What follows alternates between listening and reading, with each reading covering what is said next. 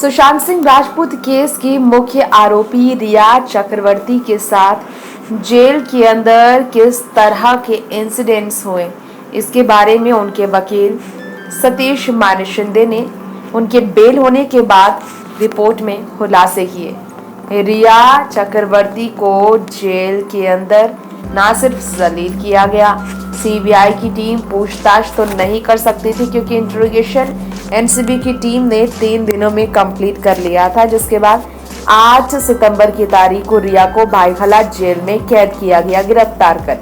लेकिन एक एक्टर, एक आर्मी परिवार से ताल्लुकात रखने वाली अभिनेत्री प्रिजन में जब गुजार रही थी वक्त, तो उन्हें लॉकडाउन की वजह से घर के खाने भी नहीं मिल सके, ना तो कोई ऐशो आराम का सुविधा था और ना ही वहां पर बिस्तर थे, ना तो पंखे थे। योगा करने के लिए भी कैदियों के साथ बैठना पड़ता था रिया चक्रवर्ती को।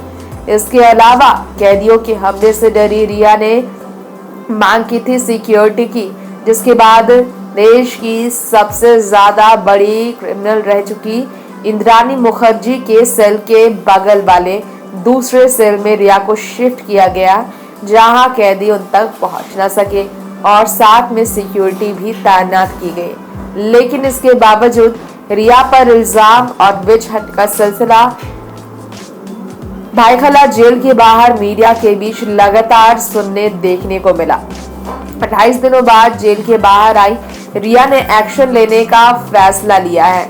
उन्होंने बताया कि मीडिया ट्रायल्स के खिलाफ वो एक्शन लेंगे जब तक सीबीआई जांच कंप्लीट नहीं होती है। प्रेडिक्शंस करने वालों पर वो एक्शन लेंगे उनके खिलाफ। ऐसे में योगा क्लास करने से लेकर जेल के अंदर रहने वाले कैदियों के साथ रहने वाली रिया ने अपने आंसू को छुपाया। सांता क्रूज पुलिस स्टेशन में रिया को स्पॉट किया गया है। बीते 8 अक्टूबर को जेल से निकलने के ठीक दूसरे ही दिन अटेंडेंस लगाने के लिए रिया चक्रवर्ती पहुंची।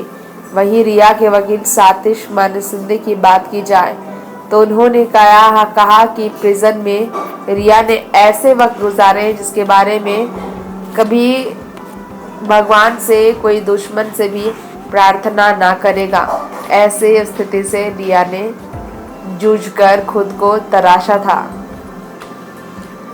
गौर करने वाली बात यह है कि 14 जून को जिस सुशांत का निधन हुआ, उन्हें लेकर जब रिया जेल के कुछ दिनों को और टाल रही थी, कुछ आखिरी दिनों को टाल रही थी, तब रिया के खिलाफ उनकी एक पड़ोसन प्रिमरोज अपार्टमेंट में रहने वाली एक महिला ने ये खुलासा किया कि रिया चक्रवर्ती 13 जून की रात सुशांत से मिले, जिसके बाद कयास लगाया गया कि आज वाकई में सुशांत सिंह राजपूत को जबरदस्ती हैंग करने के लिए किसी ने मजबूर किया था, क्योंकि उन्होंने कोई भी शब्द क्यों फिर कुछ नहीं कहा। ऐसे में रिया चक्रवर्ती के वकील ने सतीश मानिशिंदे ने जमकर रिया के सपोर्ट में स्टेटमेंट देते हुए ये भी कहा है कि वो काफ़ी ज़्यादा सिंपल और सादगी ज़िंदगी जीना पसंद करते थे, लेकिन लोगों ने उनकी वो ज़िंदगी के हक भी छीन लिए हैं। जी हाँ, सतीश मानिशिंदे ने और भी काफ़ी बातें की थी रिया चक्रवर्ती को लेकर।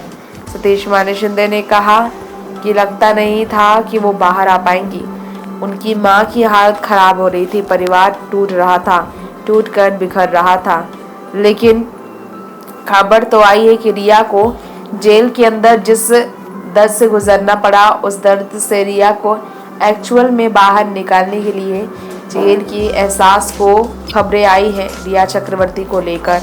और कोर्ट हियरिंग के बाद सामने आई कि रिया को घर में रहना चाहिए। वहीं इसी के साथ साथ आपको बताना चाहेंगे, रिया की मां को भी इस बात का डर सता रहा था क्या सुशांत जैसी स्थिति उनकी भी ना हो जाए।